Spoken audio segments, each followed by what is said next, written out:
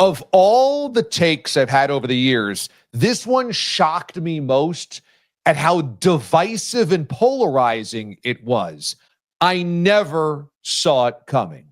Details on that, but a reminder first, we do fresh videos on football every single day here on this channel, so make sure you are subscribed.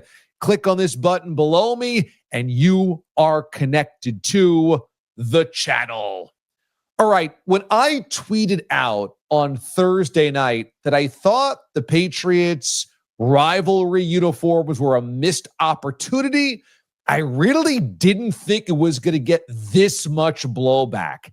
And to be honest, yeah, there's a lot of people that really, really hate my opinion on this.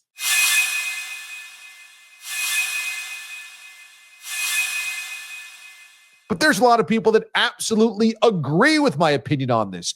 And maybe that's the point by Nike and the little boardroom of artists and designers that think of this stuff. Here's my breakdown of the jerseys themselves, of the uniform combination. I know they are titled and branded the Nor'easters. This is supposed to represent the storm and the nautical feel and vibe of New England. And in a lab, that sounds really cool and interesting.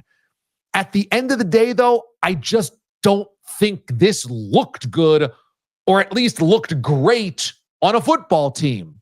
So you have the jerseys, and they are supposed to be a combination of gray from the fog of the ocean combined with the blue that they naturally wear. And it's like a muted blue. Well, here's what I think. You're wondering, why is this guy wearing a Mets t-shirt as he talks about football uniforms? Because this is the color that I saw on Thursday with those Patriots uniforms. And why is that annoying to me? I'm a Mets fan. I celebrated my 30th birthday at Citi Field and wore this t-shirt that night. So the year was 2009 when I wore this shirt new. And this is 16 years of washing it. It was a Mets blue. And now it's a faded, dulled type of gray blue. It's spent 16 years in the washing machine.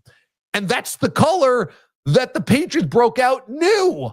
On the helmet itself, I think it's cool. I think it's fine, except the white Patriots helmet with the flying Elvis is a combo of two eras, okay. But the white rebrand, redesign is now overdone in the NFL. All of these teams have done the ice or the storm or the snow. The Cardinals have a version of this. The Vikings have a version of this. The Bengals have a version of this. Go down the list of the icy whites that so many teams have. It's not unique enough anymore. So I thought that it was okay, but it's been done. It's like, here's our league-wide rebrand. Instead of it was, okay, everybody used black in their uniforms in the 90s. Now it's everybody use a white helmet in the NFL in the mid-2020s. Also, the piping on the shoulders is supposed to be, I mean, talk about overthinking it, the beams of light from a lighthouse and the netting of a fisherman. I mean, come on. Are we overthinking this now? The reason why jerseys are cool, especially throwback jerseys, is simplicity. Nobody has to interpret anything when it comes to jerseys before the 2000s or 2010s or even recent modern era. Instead, now pick it apart as a mystery, a Scooby-Doo mystery. And I don't think that's cool. Actually, I think the classic piping around the shoulders that the Patriots had back in the day with Pat Patriot is their best piping. And I also think if you were really trying to kind of be a novel combination of eras, you could use something from the Drew Bledsoe era and combine it with the Pat Patriot. And that's what I tweeted. The helmets aren't as cool as Pat Patriot because a Patriot, a Minuteman who is snapping a football is pretty badass. Let's face it. It's pretty badass. A guy in a tri-corner hat who's snapping the football is really cool. Okay, but you have the Flying Elvis. Well, the Bledsoe era jerseys, where they're royal blue and the logos are on the shoulders, and even the years where they had the light kind of stripes down them, that would be a pretty cool throwback. Instead, I think this was just kind of bland and drab. And another thing that I noted was that those jerseys might have looked good on a model, okay? Might have looked good in your professional photography. I didn't think it popped on TV. I thought it looked dull and drab on TV, like faded jeans. And I think this happens often in today's sports aesthetics, that is designed in a boardroom, in some type of Illustrator program, when you're looking at it with hyper visualized pixels on big 4K screens, and you're doing glossy photography and all these types of very intimate snapshots showing all the textures and uniqueness of this. And then when you put it on a real person, like a 350-pound offensive lineman, and you put it on TV, it misses. It doesn't look like that. And that's why I hate this idea that you have a bunch of Nike nerds sitting around conceptualizing, let's combine the fog and the fisherman net and the beams of light from a lighthouse, and voila, look at how cool this is. And they're probably doing some stupid 6-7s in the middle of that boardroom. I just hate that that's now how we design sportswear.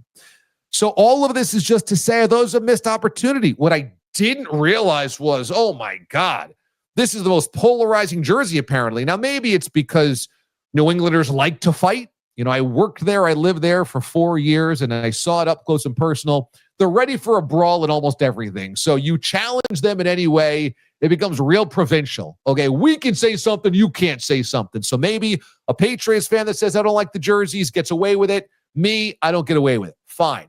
There's a lot of people that were totally on board with what I said, and some people that absolutely wanted me to go walk off that pier into the ocean, into a nor'easter.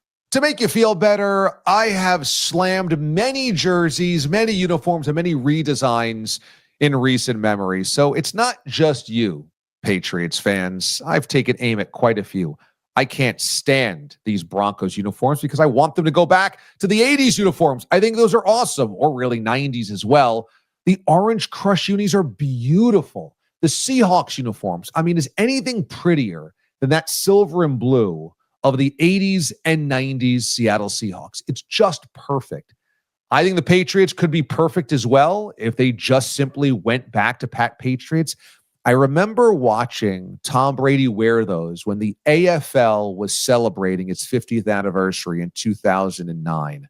I was there, and I thought that when Brady threw to Randy Moss in a snowstorm against the Tennessee Titans, who were then playing the Houston Oilers part in the snow at Gillette Stadium, it was one of the single prettiest aesthetics I had ever seen in a football field.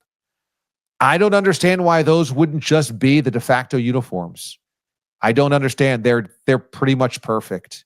All right, that's going to do it for us. Thanks so much for watching, everybody. For videos every single day, football videos, bring it right here on this YouTube channel. Make sure you are subscribed by clicking on this button below me. And if you're finding me once again after my years at 98.5 The Sports Hub in Boston, and at first you were like, man, I can't stand DA and his take here. And now suddenly you're like, I made it to the end of the video. He's not so bad a guy.